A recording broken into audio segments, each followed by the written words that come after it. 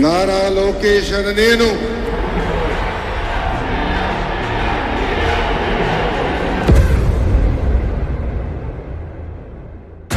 శాసనసభ సాక్షిగా మా తల్లిని అవమానిస్తే కూర్చోమంటారా?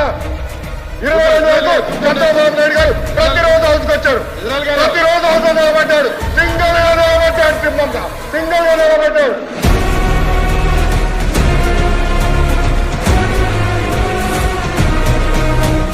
ఏపీకి పెట్టుబడులే లక్ష్యంగా మంత్రి నారా లోకేష్ అమెరికాలో పర్యటిస్తున్నారు. ప్రముఖ దిగ్గజ కంపెనీల అధిపతులతో విస్తృతంగా చర్చించారు. పారిశ్రామిక రంగంలో ఏపీని అగ్ర స్థానంలో నిలబెట్టేందుకు మంత్రి లోకేష్ గట్టి పునాదులు వేస్తున్నారు.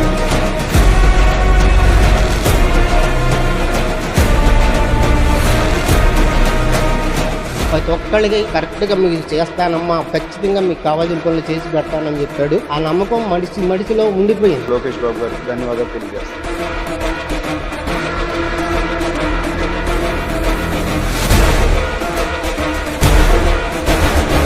ఉన్న 24 గంటల సమయాన్ని 5 కోట్ల మంది ప్రజలకి ఎలాగ దాన్ని ఉపయోగించాలని ఆలోచించే విధానం చూస్తే నిజంగా మనస్ఫూర్తిగా నాకు ఆయనకి హ్యాట్స్ ఆఫ్ పలకరాలనిపిస్తుంది.